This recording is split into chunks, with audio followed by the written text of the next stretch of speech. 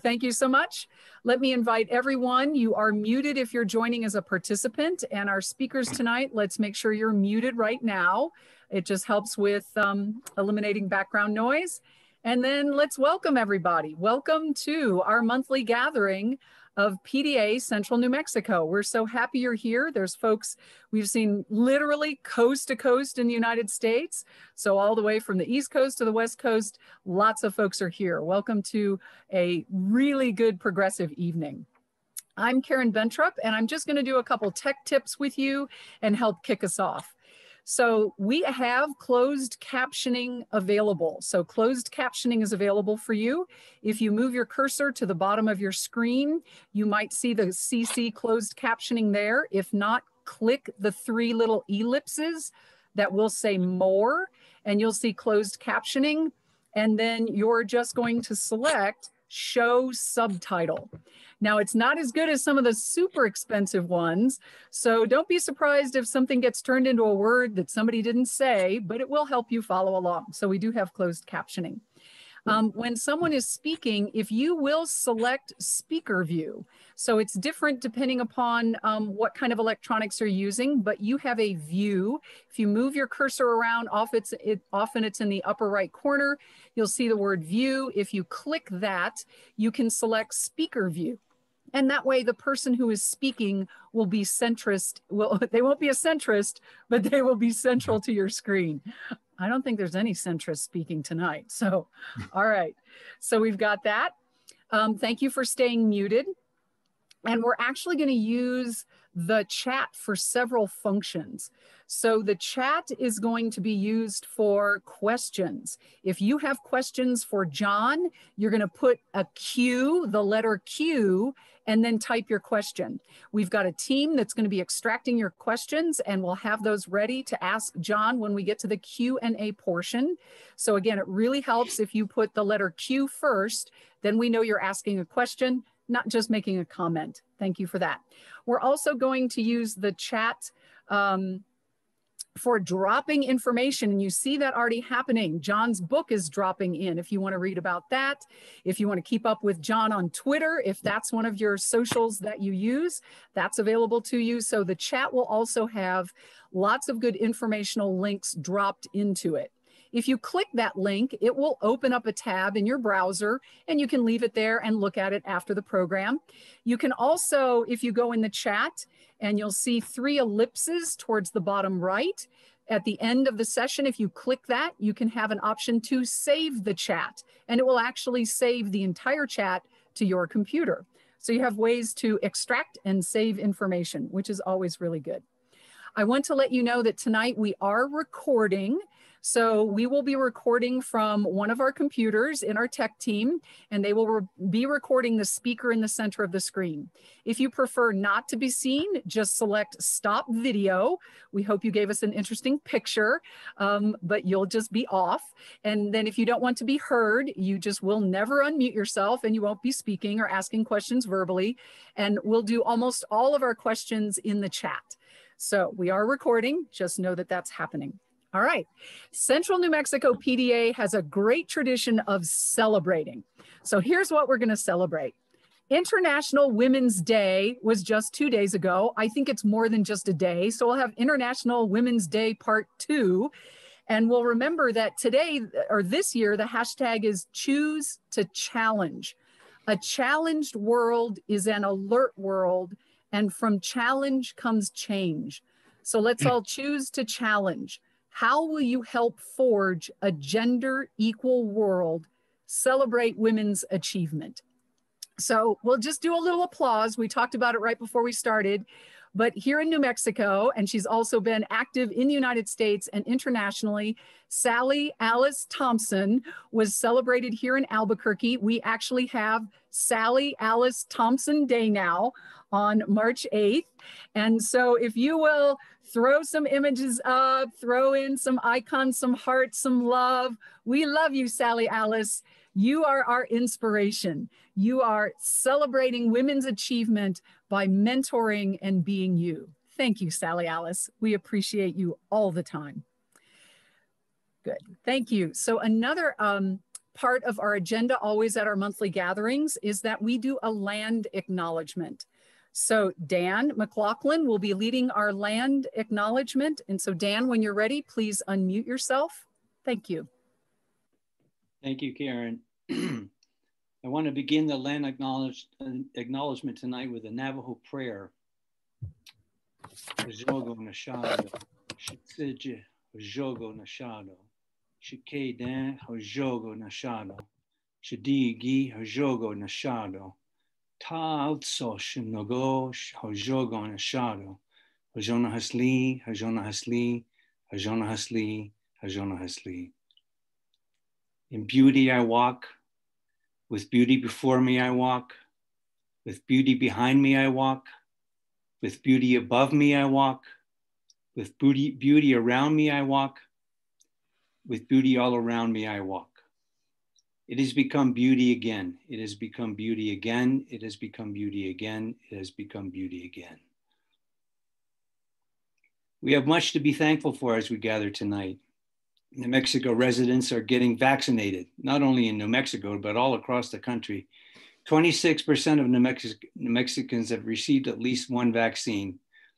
In particular, the Indian Health Service is doing a wonderful job rolling out vaccines in Indian country. More than 70% of the population of the Navajo Nation, where I've lived for many years, has received at least one shot. That's a big deal. This is something that PDA has been advocating for the last couple of months. But as we all know, there's a whole lot of work to do. That's why we're here tonight. As we gather tonight, let us remember, we listen, dream, imagine, plan, toil, and walk on sacred indigenous lands. Let us do these things tonight and moving forward as the Navajo prayer invokes in beauty. Hajogo nekedo ahia akode.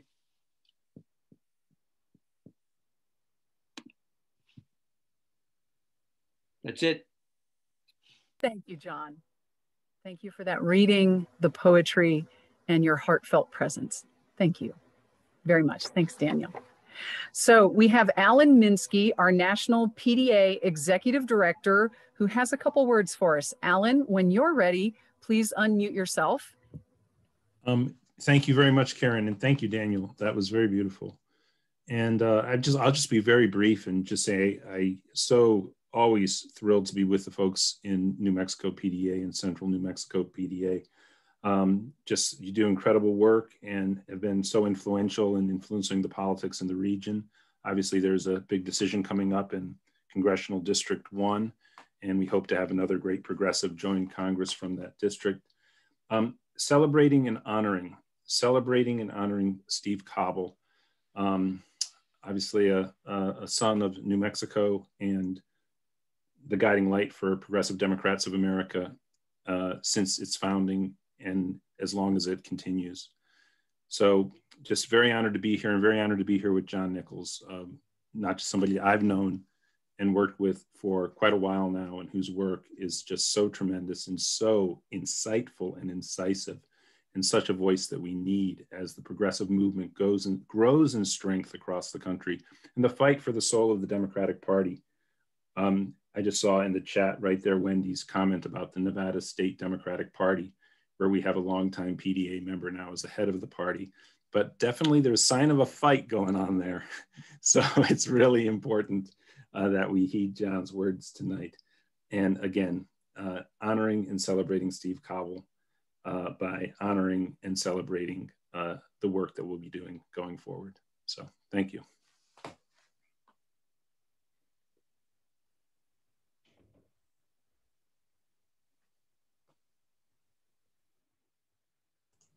Have our own Herb Hoffman, who was the original inviter for John Nichols, and we're so pleased that he was able to reach out and secure John for us this evening as our keynote speaker. So Herb, would you like to introduce John to all of us? Thank you very much. Of course, thank you, Karen. I'll start off with just a short vignette of how I know John. It was in 2007, and it was at a hotel, in Manchester, New Hampshire, and we were having a strategy meeting on the Kucinich presidential campaign. And following the strategy meeting, a few of us retired to the bar in the hotel. And that evening, Steve Cobble, about whom you'll hear more later as well, John and I engaged in conversation and joking and pulling each other's leg. And that was just a very memorable event for me. John Nichols, journalist and author. He is a graduate of Columbia University Graduate School of Journalism. Journalism, a career he has followed with great accomplishment, honors, integrity, and influence.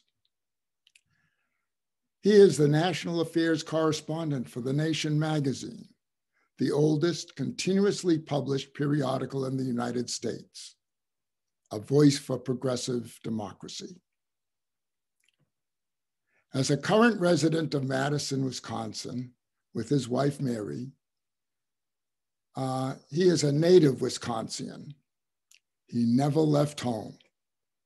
Madison being a hotbed of protest and progressivism for decades. John fits Madison, and Madison fits him well. John Nichols has authored and co-authored over 12.5 books, including The Genius of Impeachment and The Death and Life of American Journalism. His current volume, Fight for the Soul of the Democratic Party, The Enduring Legacy of Henry Wallace's Anti-Fascist and Anti-Racist Politics. This is Bernie Sanders, whom we all know and love, comment on one segment of the book. Henry Wallace is a political figure, one of the giants of the mid-20th century, who has kind of been pushed out of the national political discussion. Nichols tells us that one of the reasons Wallace was not renominated in 1944 for vice president was because of his opposition to racism. The segregationists didn't want him around. And here we are 77 years later, and not all that much has changed. We lost a great opportunity to have a great progressive Henry Wallace as president, but so be it. John has spread his influence broadly for many years in the print media, television, radio, and on the internet, being a frequent contributor to Common Dreams, as well as in public presentations such as we are experiencing this evening. He is a prolific writer on domestic issues, such as $15 an hour minimum wage, Greg Abbott of Texas, Republican senators, Liz Cheney, Jamie Raskin. He's authored a touching tribute to his late friend, Steve Cobble, and impeachment. And, oh yes, that reminds me, twice impeached Donald Trump. What is of special interest to New Mexicans is his glowing support of Deb Haaland regarding her nomination for Secretary of the Interior. I quote, "No Biden cabinet pick has so much potential to frame this administration's vision and to inspire support for transformational change." And now it is time for John to speak for himself. I give you John Nichols. Thank you, Herb. Thank you so much. That was a very generous introduction and almost exactly as I wrote it. No, we tease, of course, but I have known Herb for a long time, and I have known him to be a brilliant activist. I never quite know where to track him down. It's either Maine or New Mexico, or I believe he's speaking to us tonight from Connecticut. And that is, in this COVID moment, a very reassuring notion that someone can be in many different places. I hope not too long from now to be as well-traveled as Herb. So thank you, Herb. Thank you, Alan Minsky, for joining us tonight. Alan, I know that you know him as well or better than I do, certainly all the people who are on this call. But it's important to remember that Alan Minsky came out of a long career in journalism and in media, and was a terrific figure in the Los Angeles area. And one of the great joys of traveling a new book or going around the country was to get to Los Angeles and appear on radio shows that Alan was either producing or organizing or present with. And I can say with full confidence that PDA's gain was journalism's loss.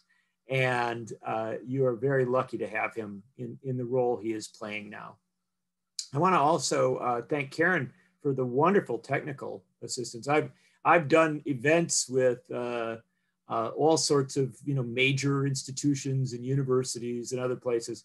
They rarely do as well as you, Karen. So it is a tribute to PDA and to the remarkable character of this organization, that volunteers and people who maybe are getting paid a little bit, but not getting paid enough, I can promise you that, come together to create something that is stronger and better than so many of the major organizations, so many of the major institutions.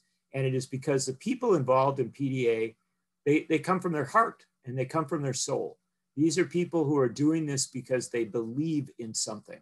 And I know that we can get cynical about politics, but I will tell you this, being around PDA from its founding, literally from the very first days, I can tell you, this is an organization that's never cynical. This is an organization that believes with a passion in the possibility of achieving economic and social and racial justice, saving the planet, and of achieving what was really the founding mission, and that is peace.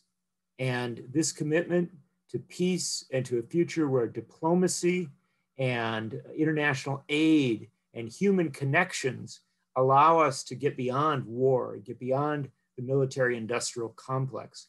This is what PDA started with. It certainly expanded to so many other issues. But I can tell you that over the years, when Tim Carpenter would have me come speak at an event, it was always a given that Tim, the obvious core founder with a handful of other folks at PDA, Tim always had his role of healthcare, not warfare stickers. And he stuck them, he would always stick one on your jacket, stick one on whatever you were wearing. You couldn't get in without that. And I would always, if I had to go on TV or something, I would take it off and I would put it inside my jacket. And I have to tell you, I've probably got about 20 jackets that still have a healthcare, not warfare sticker inside. And I do it, to remember Tim Carpenter, one of the most decent, committed, and humane people ever to engage so well and so wisely in politics. But I also do it because the issue's right. Healthcare, not warfare is still a pretty darn good slogan and a pretty darn good message. And so I love to remember Tim in that way. I also want to emphasize that one memory of Tim and one vital thought as regards Tim is that he, and Alan, you may never rise to this occasion, I'm sorry to say, he was the slyest hustler I have ever met. That guy, he would call me on the phone and he would say, we're thinking of having an event in Arizona sometime next year. And I'd say, well, that sounds great, Tim. And he said, do you think you could come? And I said, well, I really booked up. I've got a lot of things going on. I'm not sure that I'm not sure we're going to be able to pull it off this year. And he would say, oh no, I totally understand. That's really good. And then about like a month later, he would call up and he'd say, about that event you're keynoting in Arizona. And that was how Tim did everything.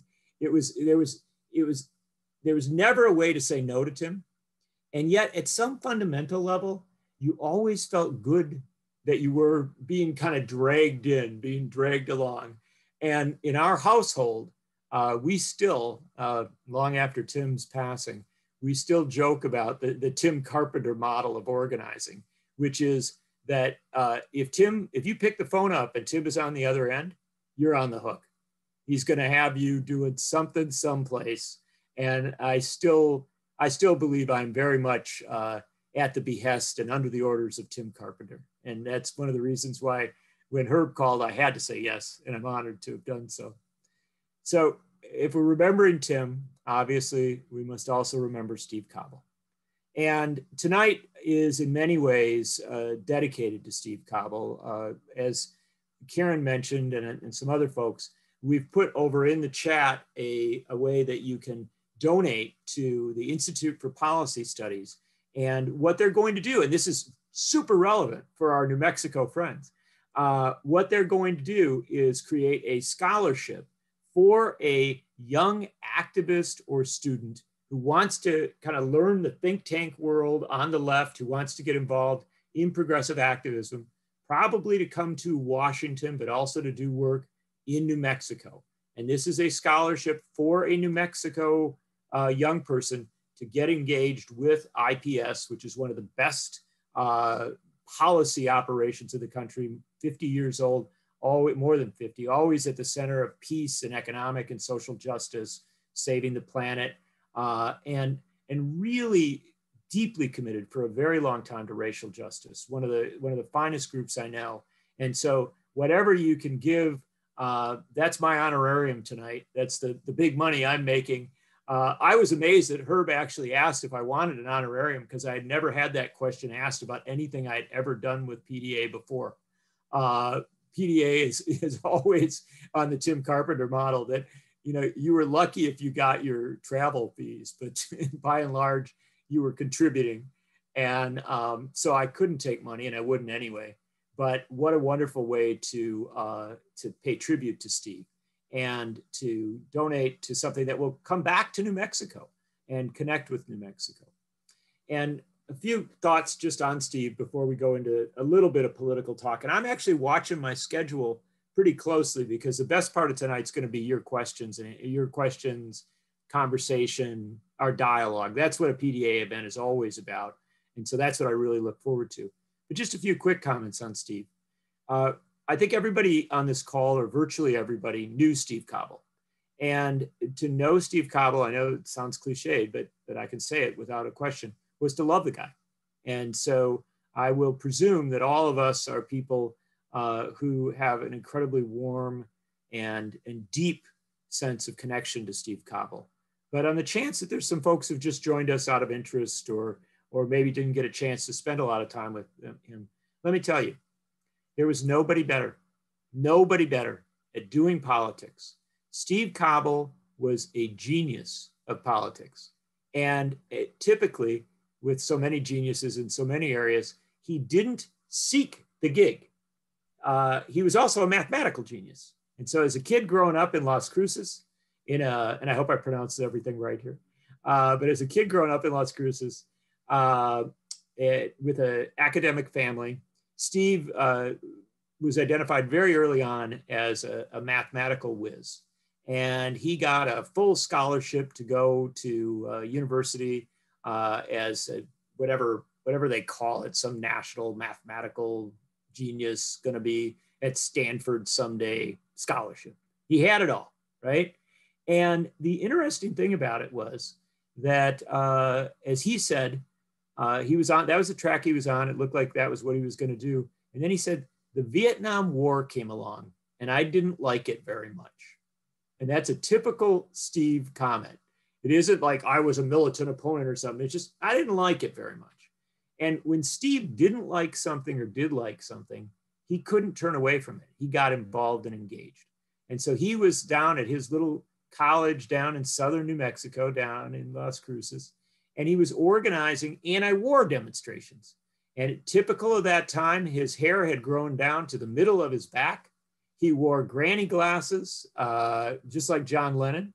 And he wore a work shirt and blue jeans. And I think that it's safe to say that Steve passed for a hippie. And the thing was that he was such a good organizer of these anti-war demonstrations that when the George McGovern campaign came along in 1972 and had to organize in New Mexico, which that year had a critical primary, absolutely vital primary in June of 1972, same day as the California primary. And that race was an intense race between George McGovern and the establishment of the party. The establishment of the party always thought they could beat McGovern. But this grassroots campaign that he organized kept popping up in all these places. And when it popped up in New Mexico, when they sent down a seasoned organizer, a guy who'd been around for a very, very long time, done a lot of politics, he asked around and a history professor said, yeah, I think the guy for you in Las Cruces is this Steve Cobble. And the very seasoned organizer came down for a Sunday morning meeting at a hotel in Las Cruces. And Steve showed up, not overly willingly, because he wasn't sure he wanted to sell out and actually get involved in electoral politics. But he went down to the hotel, came in, and this guy was, one of those people who had just about worn himself out on politics. He had an open bottle of liquor, a notepad. It was Sunday morning, and he was making calls and pulling his hair out and kind of desperate. He needed somebody in southern New Mexico. So as Steve said, in walked this hippie, right? Hair down to the middle of his back, wearing the John Lennon glasses, wearing the work shirt, not sure he wanted to get involved in electoral politics. And Steve said, I thought he pretty much looked like this guy's nightmare. But as Steve said, the guy was desperate. He needed an organizer on the ground, and Steve agreed to do it. The interesting thing was they won the county. It created a sweep of votes, a wave of votes that helped them to easily win New Mexico. Things went so well that Steve Cobble ended up at the age of 20 as one of the youngest McGovern delegates to the Democratic National Convention.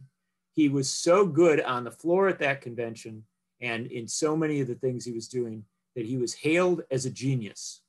And as Steve said, I never felt it was fair to criticize people for calling me that. So I accepted the title, even though Steve had said he only got involved in the McGovern campaign because he thought that McGovern would surely lose, but that if they got enough delegates, they might be able to get a better anti-war plank in the 1972 Democratic platform. So the fact is, Steve is the first one to tell you he wasn't a genius. He didn't even know they were going to win the primary or the nomination, but they did.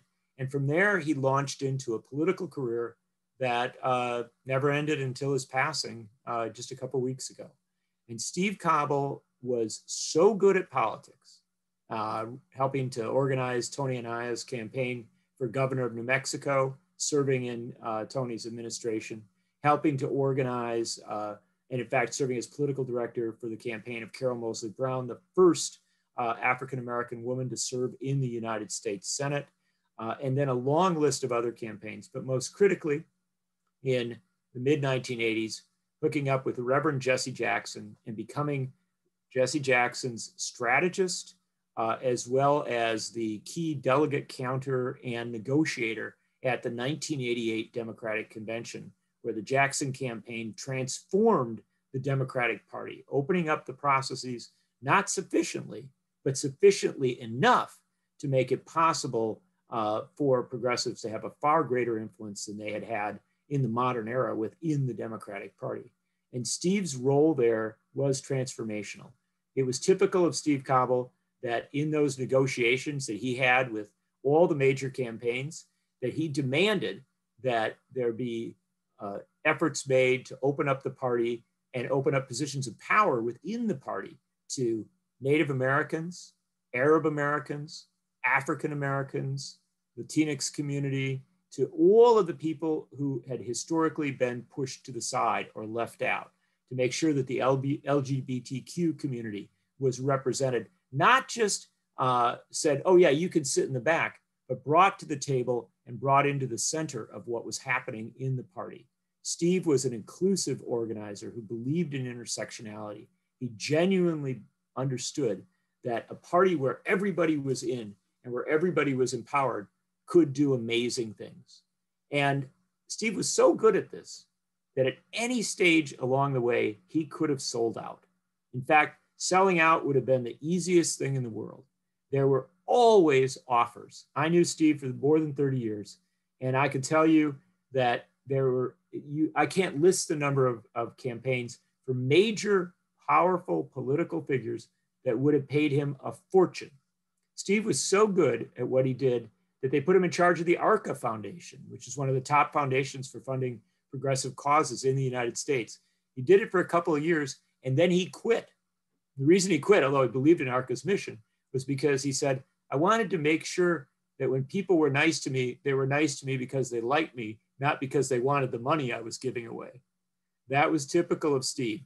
Almost nobody quits the leadership role in a foundation, but he did. And similarly, he turned down chances to lead campaigns, to be at the center of power, because he believed in basic premises.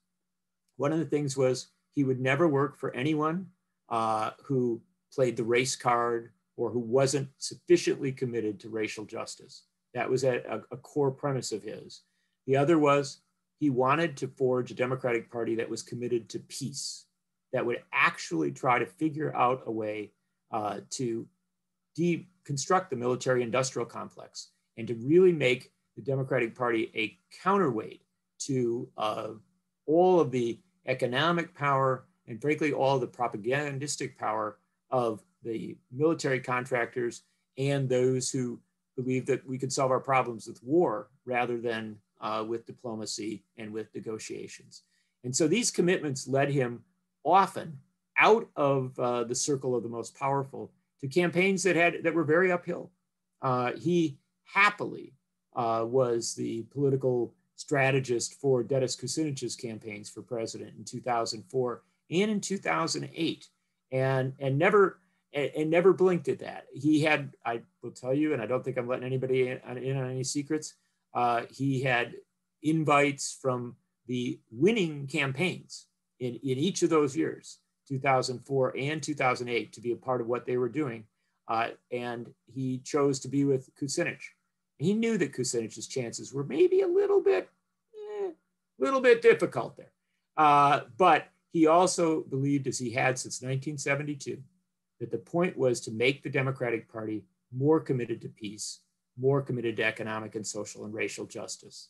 And so when the Kucinich campaign did not prevail, Steve was thrilled that it evolved into Progressive Democrats of America. And Steve was with PDA from the start. He was absolutely committed to PDA. He believed in it. He loved it. He loved the people in it. When he spoke about the members of PDA and in all the communities around the country, people that were involved, it was like an older brother talking about a younger sibling that they were so thrilled with. Maybe even a father or mother talking about a child. But however you wanted to frame it, it was love. And he loved PDA. He loved what it was about. And he loved the energy and the flexibility of the organization. And that what he cherished most, I think, was in 2013, when Bernie Sanders told me that he was thinking, not there, but thinking possibly about running for president of the United States. At that point, Sanders was still talking. Maybe he'd run as a Democrat. Maybe he'd even think about an independent campaign. Bernie had always been an independent. I wrote a little bit about that in The Nation. And the second Steve heard that, he said, Bernie should run in the Democratic primaries and PDA should convince him to do it. And I cannot begin to emphasize to you how important what Steve Cobble, Tim Carpenter, and so many of the people on this call did to make sure that Bernie Sanders ran, first off, that he ran, and that he ran as a Democrat and got into those primaries. And anybody who was there in Northampton in 2014, when Bernie Sanders came to speak at a packed PDA event, that was in many senses the first event where it became clear, A, that Bernie Sanders was going to run for president, even though he himself had not, kind of closed the circle yet, and B, that he would do so in the Democratic primaries, and C, that PDA activists would be on the ground floor of so many of the campaigns in places across this country. And that is just the stone cold truth of the rise of Bernie Sanders. And now he's gone to amazing places, and we recognize all of his accomplishments. And we also recognize his genius as a political leader and a political organizer and a political strategist. But I do want to emphasize that Steve and PDA saw possibilities at a point when few others did. And so that's Steve Cobble. He passed away about 2 weeks ago, a little over, roughly. And it was about as hard a hit as I've taken, because for me, he was the person that we would always take off and go. And we went to New Hampshire and hung out with Herb. We went to Iowa and hung out at the caucuses. We traveled together all the time. Steve was such a part of my family that my daughter grew up knowing him from her birth. And he often showed up because he liked to drive across the country. He would show up at our family vacations. And Steve, amazingly enough, sometimes would be, he'd be there with us when we were, heading up to northern Wisconsin because he was passing through or whatever. Whitman, my daughter, was so comfortable with him that at like 2 or 3, she started to refer to him exactly the way I did, not as Steve, but as Cobble. And so you saw this little 3-year-old going, "Hey, Cobble, let's go." And the thing of it is here's this guy who had advised Jesse Jackson and Bernie Sanders and so many other people in so many different ways, who had been at the side of governors and senators, one of the greatest political minds of our time. And if a 3-year-old said, "Hey, let's go," Steve Cobble said, "Where are we headed?" That was Steve. He was an amazing, beautiful, and truly good man. And I cherish the opportunity to honor him. And I cherish the opportunity to be with you tonight. And you know how much I cherish it, because I've spent more time talking about him than I will about my book. And any author that doesn't spend all their time talking about their book, there must be something else going on. And I will tell you that that's the bottom line. I'm here to talk about Steve and to let you know how important he is. But I will tell you that Steve's in my book. I think I was just looking in the index. I think he's on page 198. And he's talking about that Jackson campaign and PDA and other things. And of course, the fact of the matter is my book is a history in many senses of the Democratic Party over the last 80 years. And the simple message of my book, and I'm glad to talk about it more in Q&A, but I'm glad to talk about contemporary issues and everything else. The simple message of my book is that in the 1940s, actually in 1940, Franklin Delano Roosevelt, the most successful Democratic president in the history of the United States, the only Democratic president to win 4 times for president and to win every midterm. In fact, the only Democrat in the, from his time to ours to have that consistent winning record. Franklin Delano Roosevelt decided that he wanted to go left. His vice president in the first 8 years of his tenure was John Nance Garner from Texas. And John Nance Garner was, man of Congress, a Southerner, a very, not the most conservative person in Washington, but certainly no great progressive. And FDR decided he needed to move left for 2 reasons. Number one, the battle against the Great Depression was still ongoing, and he knew that the New Deal had to continue. It had to be renewed and extended. But also he knew about the rise of fascism. And he saw what was happening in Europe. He knew, unfortunately, that the United States would be drawn into that struggle. Not unfortunately that it was a struggle against fascism, but unfortunately that it would be a war and it would demand immense things of the United States.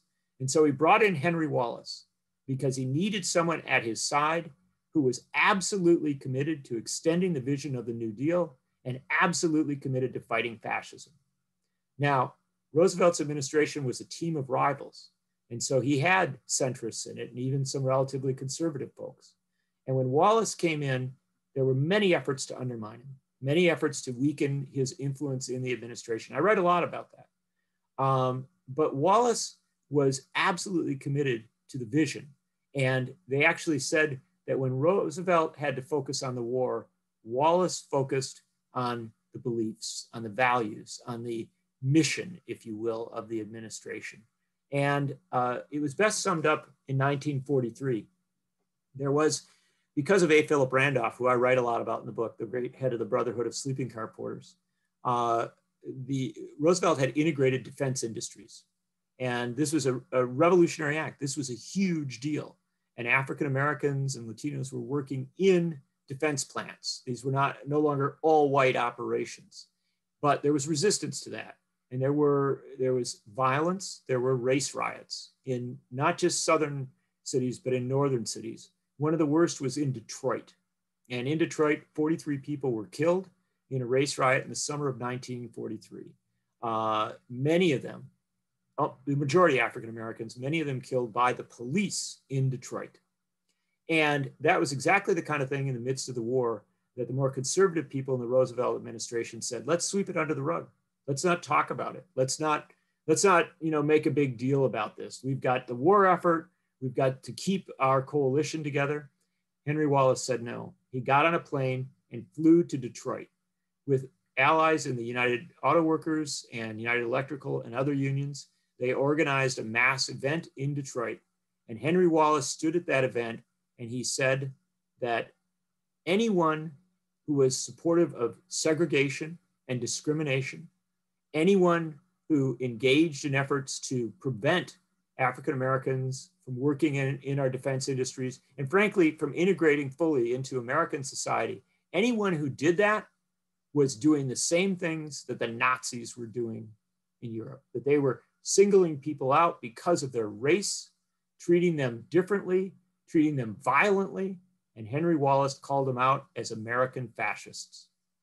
That speech probably cost Henry Wallace the vice presidency. The New York Times attacked him. Democrats attacked him. He was considered to be too radical. And instead of backing down, Henry Wallace went on a tour across the country. He raised the message up that when World War II ended, the Democratic Party would extend the New Deal beyond its failings, beyond its weaknesses, to achieve economic justice in America. And that meant a true alteration of our economy, to achieve racial justice in America. And that meant to end not to end segregation, to end discrimination, and to achieve gender equity in America. And he was very committed to the Equal Rights Amendment and women's rights. And they conspired to get him off that ticket. They got to the 1944 convention. I write a lot about that in the book. And I know I've just got a couple minutes to finish my remarks here before we go to questions. So I'll tell you that it was a brutal battle. Henry Wallace went to that convention in 1944, and they would not let him speak in a major speaking role, even though he was the vice president of the United States. Roosevelt had taken a hands-off approach to it. He had sent a message saying if he was a delegate, he would vote for Henry Wallace. But he didn't want to have the party, he didn't want to impose a nomination on the party because frankly, his fear that the Southern segregationists would pull the party apart, as they would 4 years later when Strom Thurmond left. And so Henry Wallace was left on his own.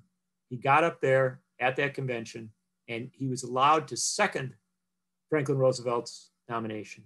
The speech that he gave was so powerful and so passionate and so committed to ending the poll tax, ending segregation, ending racial injustice in America. And this is 1944 when he gave this speech, and arguing that those who supported segregation were American fascists, that those who supported an economic inequality were engaging in American fascism. His message was so powerful that it brought tears even to the ward bosses.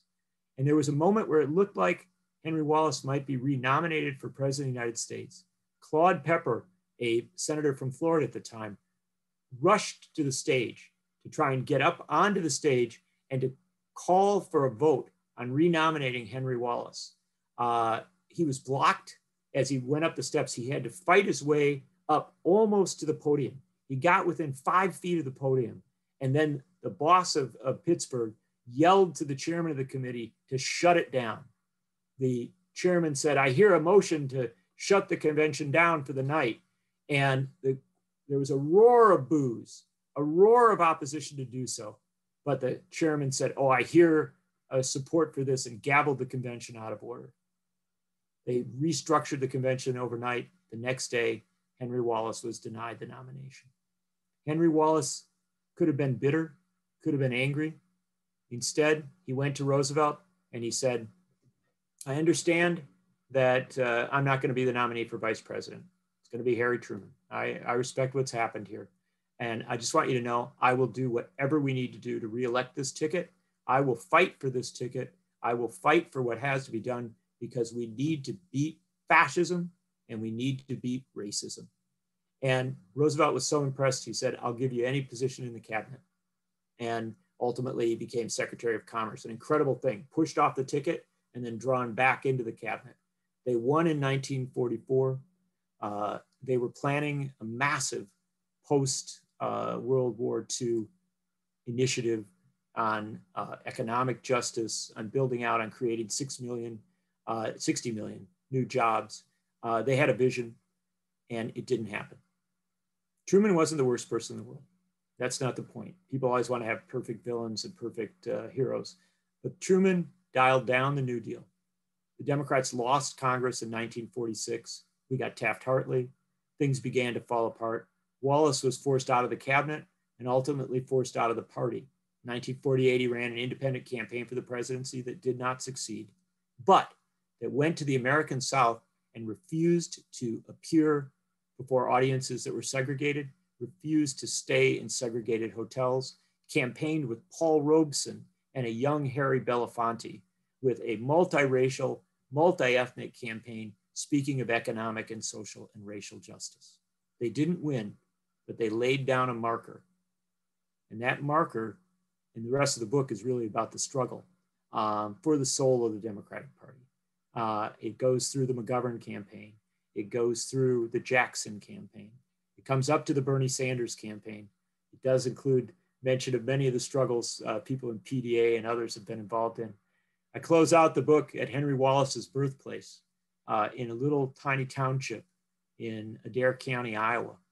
And I went there in the summer of 2019, I apologize, with Bernie Sanders. We went to Henry Wallace's farm. We sat upstairs in the upstairs room in the barn and looked at some of the memorabilia from the past campaigns. And as we were walking across that field in that place, Bernie Sanders talked about the need to renew what Wallace and FDR were working on, which was a struggle for an economic Bill of Rights. An economic Bill of Rights that brought guarantees of healthcare and jobs and housing to all Americans.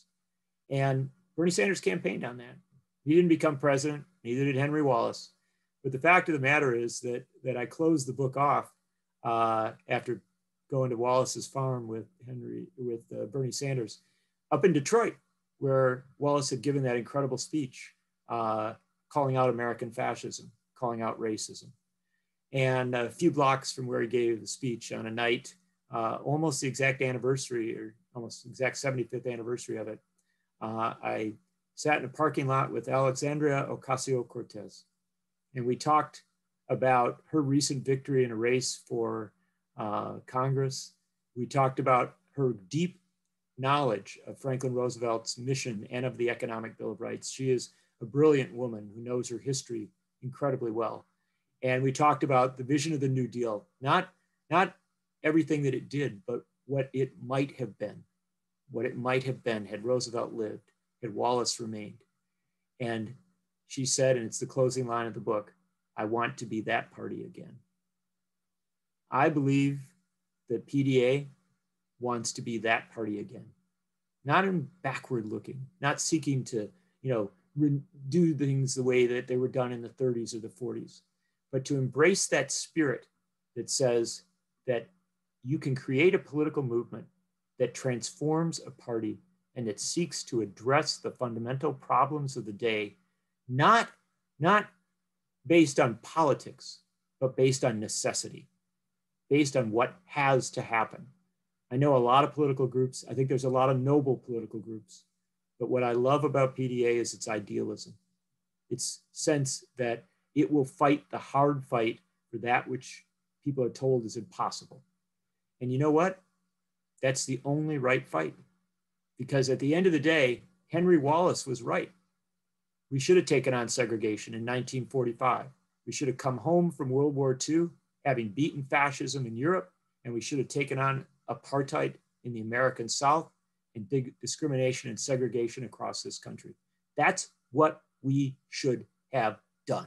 It is the moral thing to do. And anyone who tells you, oh, that was too hard or that wasn't the right time to do it, well, then you doom people to live in a segregated country for generations beyond that.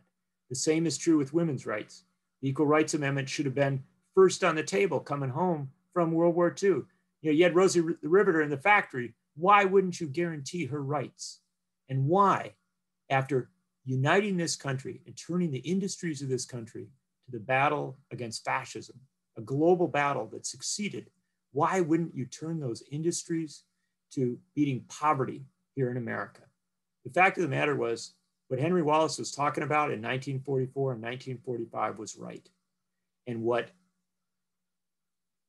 Jesse Jackson talked about in 1988 with Steve Cobble, what Bernie Sanders talked about as a candidate in 2016 and 2020. These things are right. Doesn't matter whether you win or lose. Of course you want to win. Of course it's valuable to win. But at the end of the day, you keep struggling for that vision because you don't want to deny people the future that should be now. You don't want to say, oh, you know, that's just something we can't get to. No, that's too brutal. That's too cruel. And the fact is, there was a poster, and I'll close off with this. When Henry Wallace ran in 1948, it's a poster showing a young African-American kid. And they based the image, the slogan on it, off something he had said at a speech in 1947 to an African-American group in Oklahoma. And he said, the statistics tell us that if a African-American child and a white child are born in the same city on the same day, the white child will live 10 years longer. We fight for those extra 10 years. That was what Henry Wallace understood. That was what George McGovern understood. That was what Jesse Jackson understood. That was what Bernie Sanders understood, and Dennis Kucinich as well. That's what PDA understands. And frankly, that's what I think this rising generation of new political figures who are moving the Democratic Party in a far more progressive direction than it's moved in a very long time. I think that's what they understand as well. And I want to tell you, I know it's been hard. I know there have been defeats, but there have been victories as well. The fact of the matter is that the left has been right. Progressives have been right. And it's just a matter of when we close that circle and make what is right the law of the land. Thank you. Okay, thank you, John. We do have a few questions, and I'll start with the first one. It's a little bit long. Okay, don't worry. Thank you for listening to me. Fair warning. All right. How will things play out given what happened in Nevada, given the Democratic Socialists of America, DSA success? And how do we get even more progressives representation in state and federal legislatures? Great question, and it's actually goes right to the heart of the matter. Steve Cobble would thank whoever wrote that question out. In fact, I like to believe Steve's still got a hand in here somewhere. And so, look, how does it play out? You do the work, right? I mean, you show up and you do the work. And the fact of the matter is that it's going to get easier, not harder. I want to emphasize, it's going to get easier, not harder. The times make the program of progressives the necessary program of our moment. It is no longer an aspiration. It's no longer a dream. It's no longer something that you want. It is something that we actually have to have. And the truth of the matter is COVID-19, drove that home to us. What did COVID-19 tell us, right? We needed single payer Medicare healthcare for all. Of course, Medicare for all, healthcare for all. We needed it. There was no question of that. We needed racial justice because of the horrific inequities that you saw in not just the provision of healthcare, but in the condition of people who were working on the front lines. And even now in the distribution of vaccines. The simple reality is that we are still in the midst of a 1 year, crash course in the absolute necessity of transformation of our economic circumstance and of our society. Now, the job is to take hold of that moment and make sure that as we come out of this, we take all of the lessons from this moment and make them central to what's going to happen. And you do that at the local, state, and national level. Our media in America is a disaster. It talks to us all the time about what's happening in Washington and very, very little about what's happening in our townships, in our villages, in our small cities, on our school boards. And I cannot begin to emphasize to you, go home, as McGovern said, come home, America, right? Go home to your community and start organizing where you live. And don't for a second believe that that doesn't matter. It is going to matter who the next member of Congress is from Deb Haaland's district in New Mexico. That's going to matter hugely. That's going to be one of the first big tests. It's going to matter who wins Martha Fudge's seat out of Cleveland, where Nina Turner is running. It's going to matter in a number of other special elections. There is this year, not 2 years on or 5 years on, there's this year a series of tests. And I want to tell you, as somebody who covers electoral politics, if progressives win these tests, if they do it, that message resonates up to Washington. And believe me, I could give you chapter and verse on my criticism of what's going on in Washington. I love the influence that the left has had on the American Rescue Plan that is just passed today, just approved by Congress. That plan is 1,000% better because of the left, because of progressives. That plan has a recognition of the deep challenges of inequality in this country and of the unfairness of the challenges that so many people face. And it is a different kind of recovery plan, a different kind of relief plan that was done in the past. It targets money to Black farmers. It targets money to programs that seek to address historic and systemic racism. It does some good things, but it doesn't do enough, right? We know there's areas where it falls short, and the number one area where it falls short is on a $15 minimum wage. It's not there, and we can get angry about that. There's nothing wrong with getting angry about that and believing that that is a failure on the part of those in power. So what do you do with that anger? Do you give up, right? No. What you realize is, okay, we've got to send some messages to those people. And this is the moment in which to do it. These special elections that are being held, as well as local elections. Remember, Virginia and New Jersey have legislative elections, gubernatorial as well. This is a great year in which to be involved nationwide on electoral politics to send powerful messages to those in Washington and to prepare for 2022.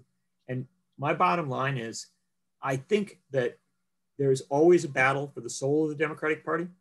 You had some wins maybe in Nevada, you'll have setbacks in other places. That battle for the soul goes on. But progressives are doing better right now than they have done in a very long time. I keep hearing people saying, well, Biden's turning out a little better than I expected. Not perfect. A lot of things to complain about, but better than I expected. It's not Biden that's turning out better than you expected. It's the Democratic Party that is becoming more of a force for progressive ideas. Certainly not all it needs to be, but more of that. Why? Because progressives are demanding it. So that's the answer to your question. Fight like hell this year, fight like hell this next year. Don't think that you're getting off this train until it gets to justice. Thank you, thank you. One of the questions was about Biden's domestic policies, that Biden's domestic policies are promising, but what can you say about his foreign policy? Do you have any opinions about that? Sure I do. He bombed Syria the other day without getting permission from Congress. That was wrong. And we ought to be very conscious of that. Now, here's the interesting twist on it. And this, yesterday I had a long conversation with Khanna, the congressman from California. And, you know, immediately after the bombing of Syria, which was not a necessary bombing, you didn't have to do that. Even if you believe in the, you know, this sort of militarized approach to things, that was not something you had to do without permission of Congress. It's not something you had to do without consultation. And so Ro Khanna immediately called President Biden out, the same way that he called Trump out when Trump did those things. And he said, we have a moral responsibility to do this. And I thought, well, that's Ro. He's a good man. Barbara Lee, she's a good woman. We know the ones who step up. But here's the interesting thing. So did Tim Kaine, the former Democratic candidate for vice president. So did Chris Murphy, one of the top senators on foreign policy issues. So did Bernie Sanders. So did others. And a number of Democrats came up immediately and called Biden out. The next day, a day or so later, the Biden administration said, oh, you know what? We're kind of open to this idea of renegotiating the AUMF, the authorization of the use of military force, something Barbara Lee's been working on for 20 years. 20 years she's been working on it. Now Joe Biden gets all this pushback when he drops some bombs in Syria. And the Biden administration is indicating an openness to address this issue. For PDA, this is going to become a huge, huge issue in 2021. If indeed the Biden administration comes to Congress and says, we want a new authorization of the use of military force, that has to be time limited. It has to have definition. It has to be controlled. I mean, that's a real battle. And it is even a question of whether there should be an open authorization or whether it is better to say, no, come to us each time you need. But the bottom line is PDA as a peace-focused, peace and justice-focused group ought to be right in the heart of that, at the side of Barbara Lee, Ro Khanna, Mark Pocan, Bernie Sanders, and others who want to make sure that if there is a new authorization of the use of military force, that it is not the open-ended, free ride that happened in 2001 when only Barbara Lee voted against it. And so this is a big deal battle that's coming on. And this is a moment where people ought to be heavily engaged, because you have a Democratic president who appears to respond to pressure, who appears to respond to objections. Now, maybe that's all you get. Maybe you don't get more than that, right? But remember, this is the wonderful thing about writing about Franklin Roosevelt. Famously, the story is that A. Philip Randolph, the great organizer in labor and also for civil rights, came and met with Roosevelt, laid out his agenda, said all the things that he wanted.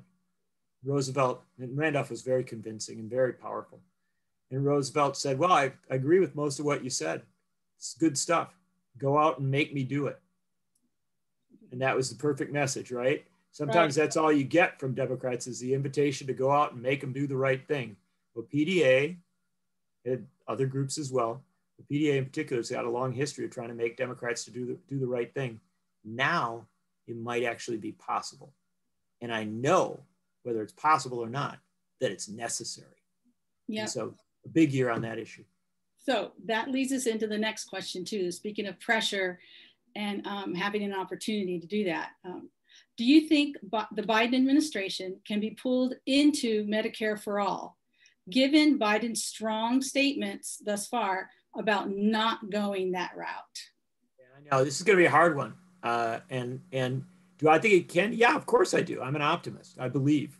And so does that make me naive? I think not. I think quite the opposite. I think cynicism, not believing it's possible to move the needle, is the coward's way out, right? It's to say, oh, it's not going to work, so why even try? I don't believe in that. I believe that the needle has been moved a great deal. We now have a situation where we have proved the lie of those who said that Medicare for all doesn't work, right? And we proved the lie on the economics, because they tell us, oh, there's all these things we can't do, all this stuff we can't do. Well, pandemic comes along, and what do they do? What do they do? They start cutting loose $1 trillion here, $1 trillion there, another $1 trillion there. They're spending money they said they never had. Of course, they had it. So they're spending all this money. And here's what they're also saying. Oh, testing, it's free.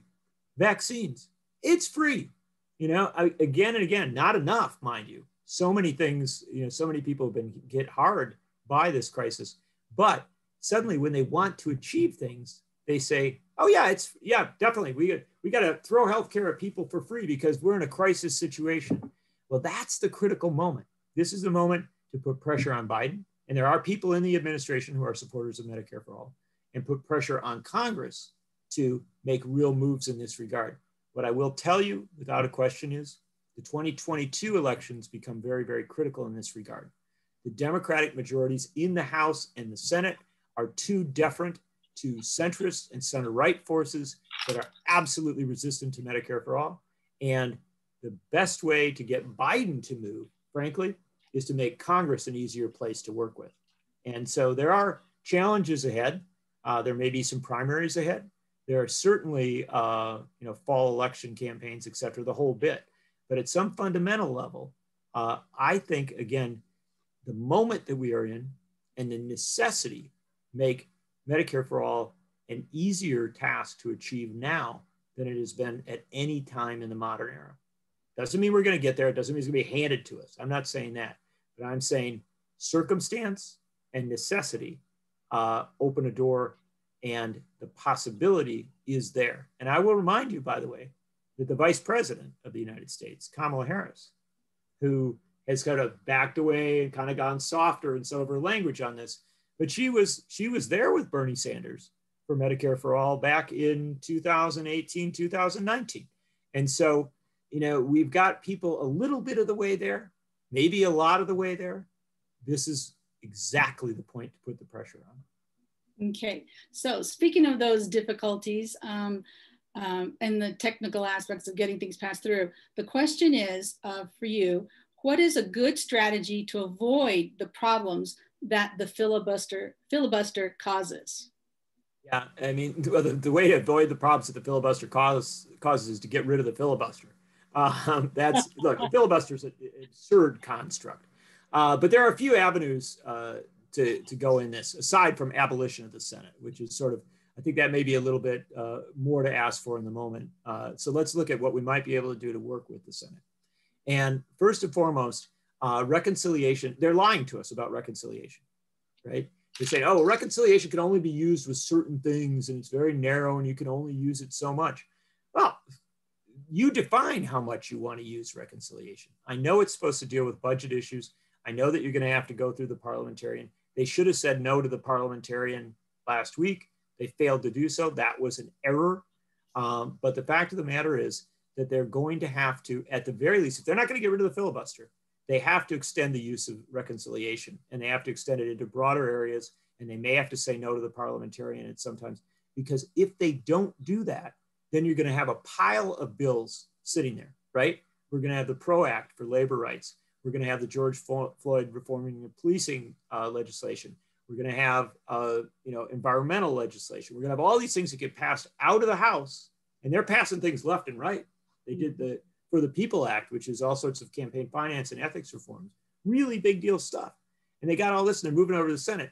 If this Senate cannot take these issues up, debate them and vote on them, even if we have to fight with some Democrats about those issues, if the Senate can't do that, then what's the difference? How are we different from having Mitch McConnell there, right? Because that's what Mitch McConnell did. They all went over and then he didn't act on it.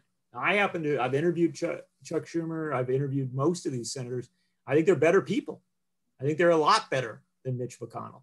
And now we have to put the pressure on to make that happen. And the fact of the matter is it won't be easy, but I suspect we may even have some Arizonans on this call. And if we do, I can think of one senator who might need to hear from some constituents about the need to get rid of the filibuster and frankly, the need to extend out how we approach reconciliation. And by the way, there are other, we don't have an immense amount of time. There are other techniques to use to open up the processes in the Senate. And the fact of the matter is that will happen if there is pressure. And the truth of the matter is we didn't know, we maybe misstepped a little bit. We probably should have had 100,000 people at the Capitol saying $15. Now, the Capitol protest is difficult right now because of what happened on January 6th. And we have to be conscious of that. It also is difficult because of COVID and all the other issues that are in play. But the fact of the matter is as we move forward, groups that work on the inside and the outside, right, that have an understanding of politics as a movement, are going to have to look for ways to pressure this administration and this Congress to act, right? Rhetoric is great. We're hearing wonderful rhetoric. We're seeing some really good executive orders. There's a lot of good things happening. But at the end of the day, this is our moment to get some things done. And again, not because we want them, because they're necessary, because they have to happen. And so this is a point where the inside-outside strategy comes into play. Right, right. So this one's for the political history buffs, and there's a lot of you here. Okay, so the question, John, is, have you ever compared the MMT, the modern monetary theory, to how Henry Wallace established with FDR and Perkins, the New Deal? Yeah, sure. And again, because we don't have an immense amount of time, I'll give you a quick answer and say that the genius of Franklin Delano Roosevelt, when he came in March of 1933, in those days, he got sworn in March, not in January. They altered the Constitution. In fact, it's notable that they altered the Constitution in several ways during Roosevelt's presidency to make it easier to govern. But the genius of Franklin Roosevelt was that when he came in and he turned the key on the White House, if to the extent that there's a key, with Henry Wallace at his side. Henry Wallace was Secretary of Agriculture. Francis Perkins coming in the Labor Department. You had Harold Ickes coming in. Many of the key figures came the day Roosevelt arrived, and they stayed all the way through. They may have moved to different positions, but they were with him. Roosevelt had a team, and what he told that team and what they understood was that they were going to spend the money that was necessary to make things happen. So when you look at MMT, Stephanie Kelton's theory that she writes about in her book, and I won't go into all the complexity of it, basically what she says is we've got the money. The money's there if we want to do things. Now, you may not agree with her precise economic theory, but the core of it is, and I happen to be sympathetic to a lot of what she says, but the core of it is that instead of, bowing to the deficit hawks, bowing to the people that we've got so much debt we can't do anything, which was absolutely destructive for the Clinton and the Obama administrations. This administration has to say, we can find the money, we can spend it, we can make it if we have to, and we can actually, dare I say it, spend our way out of this crisis. And the fact of the matter is that's what we learned during COVID. That's been the message of this last year. Throw money at it, right? Well, why not throw money at poverty? Why not throw money at lack of health care? Why not throw money at lack of housing?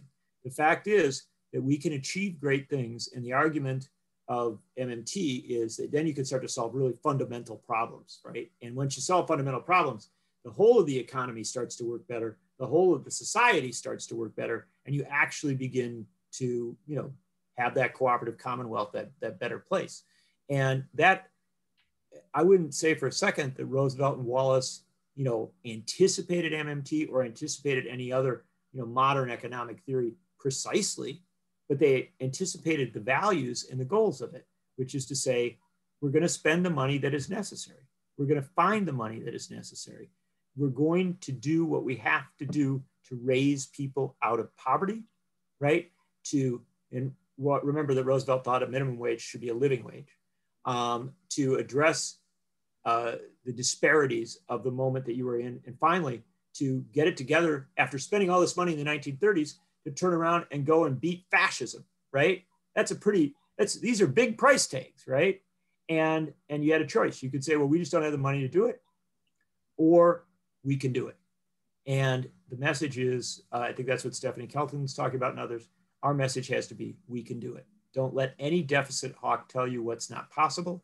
And the fascinating thing is, this seems to have taken hold. There are there's a lot more Democrats who are a lot more willing to spend money. I am so old. I covered the Clinton administration. I covered the Obama administration. And in both of those administrations, well-intended people said, we can't do it. We don't have the money, right? And that was hugely destructive politically, not just economically and morally, but politically. And so I do think that the Obama administration or the Biden administration and the current Congress has a better understanding. They're not all the way there. And that's where groups like this come into play, because there has to be that pressure. There has to be that constant message. Don't bow to the deficit hawks. Don't fall for the lie. Don't let Larry Summers or anybody else come along and say we're spending too much. We are not spending too much. We are spending the bare minimum. And frankly, there's a few things that we should be doing. It shouldn't be, $1,400 check. It should be a $2,000 check.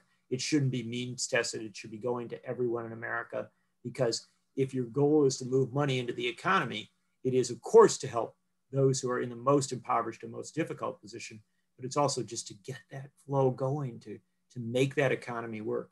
And the fact of the matter is, mistakes are made, we correct them. Thank you. Thank you so much. And we're going to end our questions there. And I think we've got Karen, who's up next. If I may, before Karen comes in, go ahead. Let me just thank you. That may be beyond my ability. And I just want to thank folks for tuning in. I will look down here at the bottom and I see that we've still got a good crowd of people here, so not everybody was scared away. And I'm deeply honored and very happy to see familiar names and familiar faces. And again, tonight has been dedicated to Steve Cobble. If you want to do what Steve would ask you to do, he wouldn't be the one to say, give money to IPS or a memorial to him. I'm the one saying that. And I'm going to say it really loudly, and I hope you do. He would say, give a little bit to a cause that you believe in. And, one of the causes that he did believe in was PDA. He believed in it very passionately. And when we talk about giving a little bit, for some folks that may be monetary, but it can also be that time and that energy and that hope and that love. And I hope that you will continue to honor Steve Cobble, and I hope you will continue to honor the memory of Tim Carpenter. I hope that you will forge new movements, new causes, new memories, because both Tim and Steve would tell you, don't look backward, look forward, take hold of your destiny. The future begins today. Thank you so much, John. Thank you, Deborah, for managing the questions. Let's show. Put some images up, some clapping, some face. Absolutely. Thank you so much. Oh my goodness. So much good information that was shared. And I know we didn't get to all the questions, so we thank you for those. And I suspect if you somehow got them to John, I bet he would answer them. Maybe. All right. Thank you so much. We do have two short closings for you. And we want to invite Lisa Franzen, who is our state director, and then Mike Fox, who is our deputy executive director at the national level. So Lisa, when you're ready, we'd love to hear from you. Folks, it's so good that you've been here with us. And it's very hard to come behind John Nichols, I can tell you that. I wish I had had a break. Maybe Mike should have gone first, but I can only echo what Johnny shared with us, because I was fortunate enough, as many of the older folks who joined PDA rather early on here in New Mexico, Steve shared a lot of time with us. Part of it I know was because he was from New Mexico, but we were able to meet Tim Carpenter out here. We were able to meet Steve many times. Steve came to Bob and Maggie Greenberg's home. He came to events that we were hosting and spoke at those events. And most recently, he was at Dr. Kathleen O'Malley's home, where a few of us sat at her table and we would have sat at his feet. I mean, that's how you feel about Steve. You just sit there and take in everything you possibly can. He would be out here with his family, but he would find ways to be with us if we call and ask anything of him. I'd like to go to, I'm going to read this because I've got a very short amount of time. Folks from the Institute for Policy Studies, some of the comments made are just beautiful. One of them was, when we were confused about the state of politics, we would phone Steve. We all got smarter in his presence. Another member a member of the Nation publisher, Katrina Vandenwevel, said of Steve, she said, he's brilliant, he's strategic, he's gentle, he's caring, he's generous, he's whip smart and modest.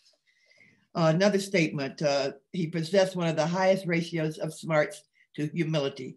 So smart, and yet so humble. He co-founded, as we've heard, Progressive Democrats of America, along with Tim Carpenter, and he organized the draft of Bernie. And that was such a proud time to be with Progressive Democrats because something really happened there. People believed. Steve was in the midst of it, making it happen. Tim was there, and it was something that I will never forget, that you can dream big. You can really go out and work for something you believe in, and things can happen, and things will not go back to the way they were before. Another thing that I think is so important, John just said it so beautifully that I can't waste much time on it, but spend much time on it.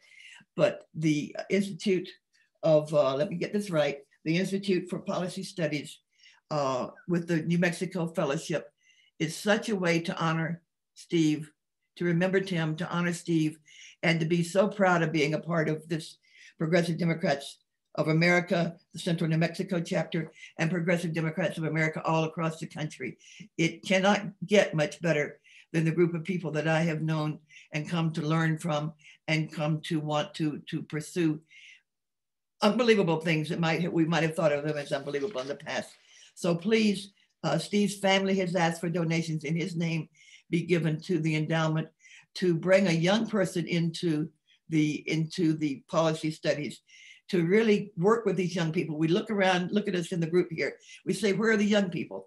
Let's step up and make sure that we are doing something to bring the young people into this group with us. John Nichols' request, Cobble's request, Cobble's family's request, and as progressives, what a way to honor the people that we believe in, the people that we love. And that is a good word for Steve. Cobble was loved, Cobble is loved, and it's a heck of a way to take pride in the fact that he was so integral in our group.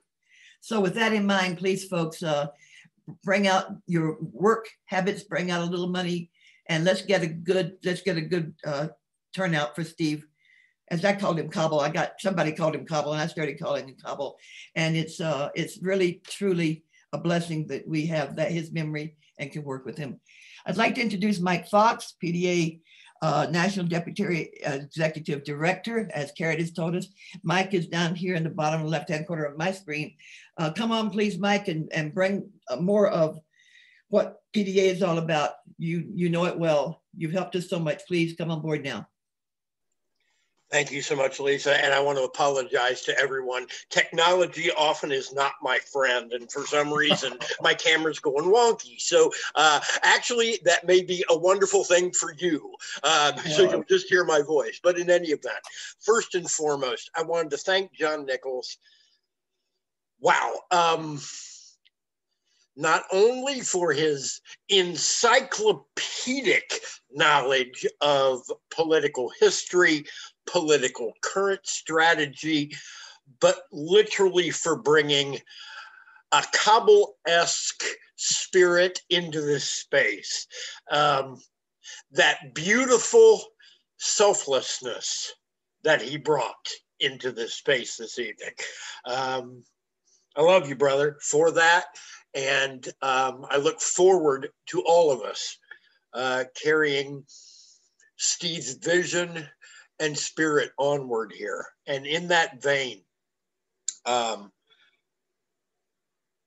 John's book is about the struggle, the fight for the soul of the Democratic Party, which Steve always worked on. And we are working on every single day.